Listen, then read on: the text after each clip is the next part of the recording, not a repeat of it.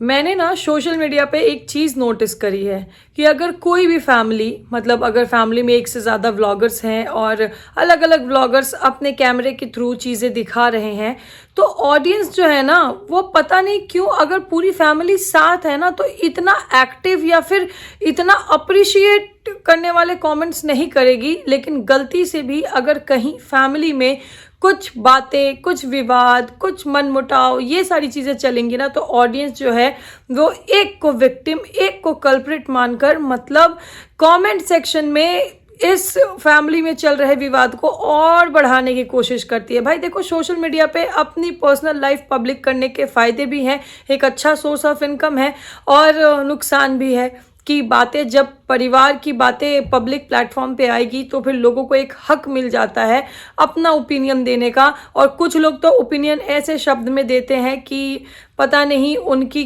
क्या मानसिकता है, क्या दर्शाना चाहते हैं। पहले भी स्नैपी गर्ल और उनके इन लॉज को लेकर यूट्यूब पे यहाँ कंट्रोवर्सी हुई थी, और अभी जो स्नैपी गर्ल की सास है उनका वीडियो आया, और उनके वीडियो के आने के बाद जो चीज़ें कमेंट सेक्शन में या बहुत सारे रिएक्शन चैनल पे बहुत सारी बातें हो रही हैं, तो ऐसा लग रहा है कि कहीं जो ये खुशी है, जैसे सपना अपनी लाइफ में आगे बढ़ रही हैं, ग्रो कर रही हैं, और यहाँ परिवार भी देखो उनके लाइफ में भी जो गम जो दुख थे उसे भूल कर वो आगे बढ़ रहे हैं, लेकिन ये खुशी जो है ये कंट्रोवर्सी में ना बदल जाए। तो गाइस, आज बात करेंगे हम स्नैपी गर्ल और उनके इन लॉज के बीच में जो बात विवाद या जो वीडियोज आए हैं, जो देखने को मिला है, उस बारे में डिटेल में डिस्कस करेंगे बहुत सारी चीजें आगे वीडियो में। लेकिन उससे पहले जय माता दी, Radhe Radhe, hello everyone, this is Neha, welcome और welcome back to my channel guys. Hope you all are doing great. तो गाइज, मुझे नहीं पता कि मेरे व्यूअर्स में से कितने लोग स्नैपी गर्ल को देखते हैं और कितने लोग उनके लाइफ के बारे में जानते हैं। आई एम श्योर कि मोस्टली जो ऑडियंस होगी वो इस चीज़ से कहीं ना कहीं मतलब मेरे पॉइंट ऑफ व्यू से रिलेट कर पाएगी। मैं अगर यहाँ पे स्नैपी गर्ल और उनके इन लॉज की बात करूँ तो सिर्फ ये पर्टिकुलर उनके बारे में बात नहीं है, मैं एक बहू और इन लॉज के बारे में बात करने वाली हूँ कि देखो हर चीज़ के ना दो पहलू होते हैं, तो दोनों तरह से देखना चाहिए। तो देखो, सबको पता ही है कि स्नैपी गर्ल उनकी शादी हुई और उनके हस्बैंड नहीं रहे इस दुनिया में। उसके बाद उनके इन लॉज ने उनकी दोबारा शादी करा दी अपने ही छोटे बेटे से, यानी सपना के ही देवर से, और उसके कुछ टाइम बाद ही वो भी नहीं रहे इस दुनिया में। और दोनों ही बेटे से मतलब सपना की दो बेटियां हैं, एक उनके पहले हस्बैंड से, एक उनके दूसरे हस्बैंड से। बट अनफॉर्चुनेटली अभी सपना की लाइफ में उनका कोई जीवन साथी नहीं है, दोनों ही इस दुनिया में नहीं रहे।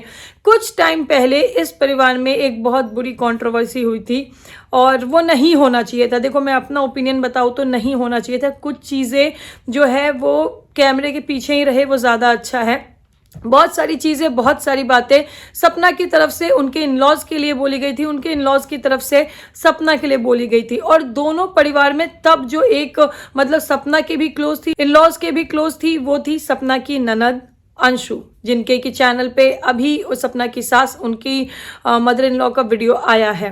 तो बहुत सारी चीज़ें हुई, बट ठीक है, चीज़ें टाइम के साथ जैसे ख़राब होती है, टाइम के साथ अच्छी भी होती है, और टाइम के साथ यहाँ पे भी लगा कि सब कुछ अच्छा है। यस, नो डाउट, सपना ने अपनी लाइफ में बहुत कुछ झेला है, बहुत दुख देखा है। भगवान वो दुख वो दिन किसी को ना दिखाए, लेकिन यहाँ सपना के इन लॉज ने भी बहुत दुख झेला है, और मतलब उनकी लाइफ से तो ये समझ लो कि सब कुछ चला ही गया। खैर, बहुत सारे जब पिछली कंट्रोवर्सी हुई थी तो बहुत सारे एलिगेशंस, बहुत सारी चीज़ें, बहुत सारी बातें दोनों की तरफ से, इन लॉज की तरफ से, सपना की तरफ से बहुत सारी बातें कही गई थी। और सपना की तरफ से कुछ ऐसी चीज़ें भी कही गई थी उनके जो फर्स्ट हस्बैंड थे उनको लेकर, मतलब वो दुनिया से चले गए, उसके बाद उन्होंने अपने फर्स्ट हस्बैंड को लेकर कुछ ऐसी बातें कही थी जो कि शायद उस टाइम पे नहीं कहनी चाहिए थी। उन्होंने अपने फादर इन लॉ को लेकर भी कुछ बातें कही थी जो मेरे ख्याल से तब नहीं कहनी चाहिए थी।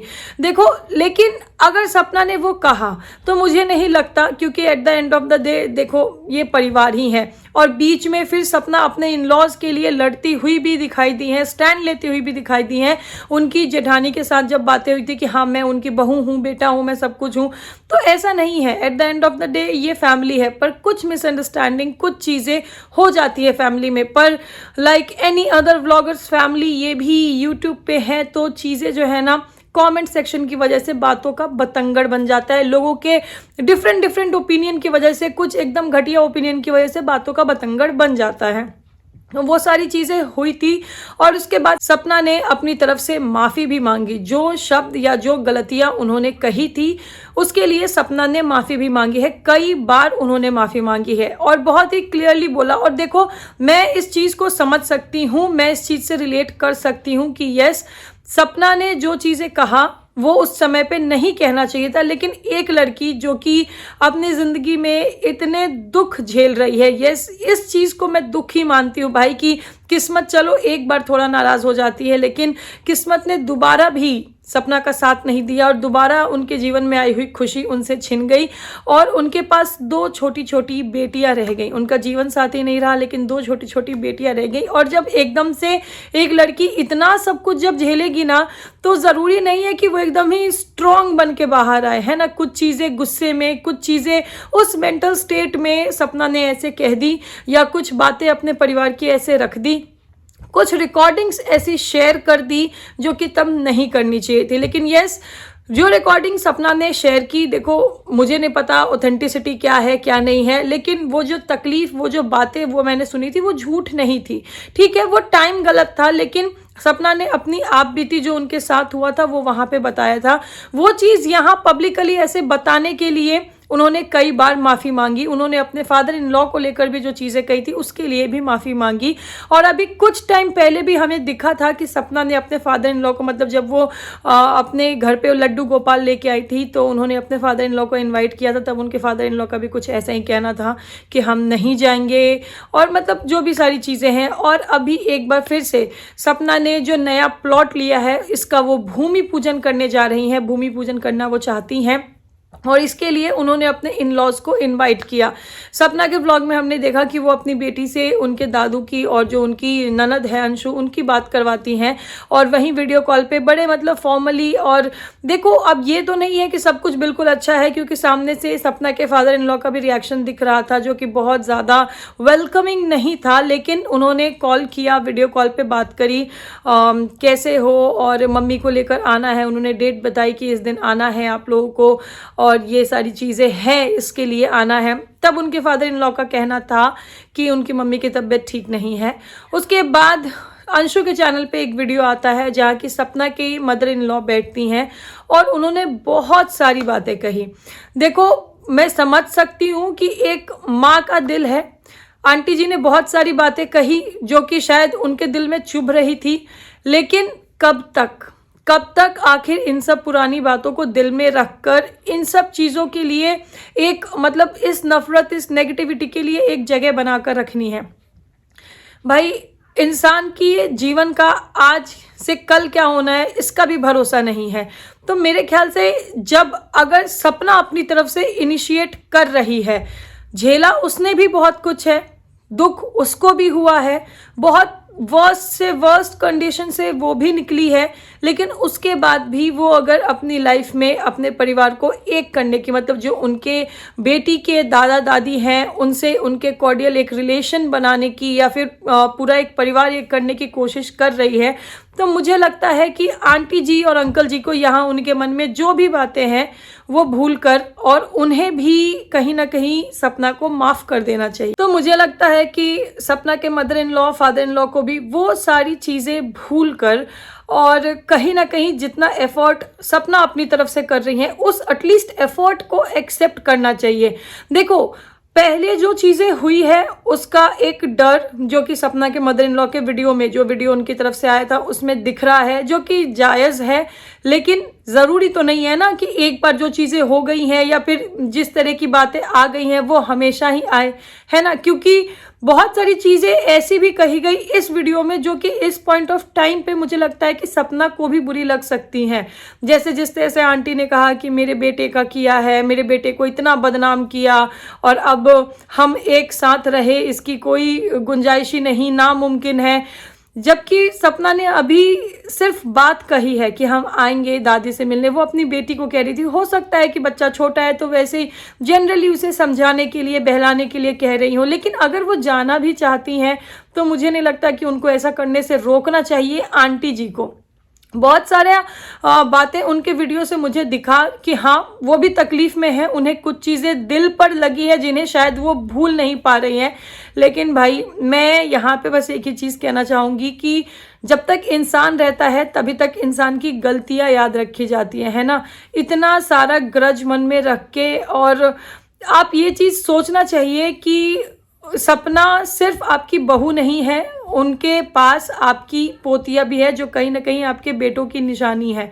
तो उनको देखते हुए, जैसे आंटी ने कहा ना कि पोतियों के सहारे हमारा भी बुढ़ापा निकल जाता, हमारा भी जीवन कट जाता, तो भाई वही पोतियों के लिए ही एक बार फिर से परिवार अगर एक हो जाए, बीती बातें जो दिल पे घाव, मुझे पता है कि ये चीज़ें भूलना इतना आसान नहीं है, लेकिन एटलीस्ट कोशिश तो कर सकते हैं।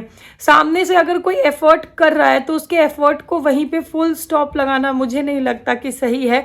एटलीस्ट अपनी तरफ से छोटे छोटे ही सही लेकिन एफर्ट करना चाहिए। और कुछ चीज़ें जो कि कैमरे पे नहीं दिखी है, शायद मैंने नहीं देखा है, जो विला की बात हुई कि विला बेच के पैसा पहुंच गया है और पैसा पहुंच जाएगा, ये सब कैमरे के पीछे की बातें थी, तो ये कैमरे पे करना ज़रूरी नहीं था। इस वजह से देखो अननेसेसरी हेट वहाँ सपना के कमेंट सेक्शन में पड़ रहा है कि तुमने ज़मीन लिया है, अपनी मेहनत से नहीं लिया है, तुम्हें तो विला के पैसे आए हैं, ये क्यों नहीं बताया, बहुत सारी चीज़ें चल रही हैं। और अगर देखो सपना के मदर इन लॉ आंटी जी के मन में कहीं ये चीज़ है कि वो मेरे बेटे का किया, मेरा बेटा ने किया, और फिर वो आज उसके नाम से कर रही है, खा रही है, जो भी कर रही है, तो भाई आपका बेटा सपना के हस्बैंड भी रहे हैं, और सपना आपके बेटे के निशानी, उनकी जो 2 बेटियां हैं उनके लिए भी, उनके फ्यूचर के लिए भी, और उनके अच्छी लाइफस्टाइल के लिए भी मेहनत कर रही है ना। और दिन रात मेहनत कर रही है, ये देखो किसी से छुपा नहीं है, व्लॉग्स में सब दिखता है। लेकिन इस चीज़ को थोड़ा सा समझने की ज़रूरत है। देखो परिवार में अगर ये बात रहती ना तो शायद बहुत इजीली सुलझ जाते और इस चीज़ का कोई ना कोई सोल्यूशन निकल आता। लेकिन यहाँ क्योंकि बात सोशल मीडिया पे है तो कुछ लोग जो है वो अपनी घटिया मानसिकता से, मतलब मैंने बहुत गंदे गंदे कमेंट्स देखे हैं लिटरली गाइस कमेंट सेक्शन में, तो ये चीज़ें नहीं होनी चाहिए। और बीती बातों को भूलकर अब आगे बढ़ना चाहिए। क्या रखा है कंट्रोवर्सी में, देखो 4 दिन की जिंदगी है, किसी को नहीं पता कि इस पल से अगले पल क्या होना है, तो चीज़ों को भूल जाओ। और सपना ने ऑलरेडी बहुत बार माफ़ी मांगी है, और कहीं ना कहीं वो ये ही कारण से माफ़ी मांगती आई हैं क्योंकि उस समय वो ऐसा नहीं करना चाहती थी, लेकिन वो अग्रेशन या जो उनकी मेंटल स्टेबिलिटी रही थी वो खुद को रोक नहीं पाई और चीज़ें हो गई। तो ठीक है, अगर वो छोटी होकर झुक रही है तो मेरे ख्याल से अंकल आंटी को भी बड़ा होने का दायित्व, बड़ा होने का बड़प्पन दिखाना चाहिए, और सपना को माफ़ करते हुए पूरा परिवार एक साथ फिर से दिखना चाहिए। क्योंकि भाई देखो जिसको जाना है वो चला गया है, लेकिन जो है उसके बीच में प्यार, वो अच्छे अच्छे मोमेंट्स ज़रूर बनाने चाहिए। तो खैर यही था गाइज, देखो मेरा छोटा सा ओपिनियन, मैंने ये वीडियो देखा था, मुझे लग रहा था कि मैं इस पर डिस्कस करूं, मुझे करना चाहिए नहीं करना चाहिए। I took my time, then I decided कि नहीं, जो मेरा पॉइंट ऑफ व्यू है मैं ज़रूर रखना चाहूँगी। तो इसीलिए आप लोगों को कैसा लगा और आप लोगों को क्या कहना है, कौन कौन स्नैपी गर्ल को देखता है, किन्हें किन्हें उनके बारे में पता है, प्लीज़ कमेंट सेक्शन में ज़रूर बताइएगा। मिलते हैं नेक्स्ट वीडियो में, अभी के लिए this is me Neha Singh, saying bye to everyone. Thank you so much guys for watching.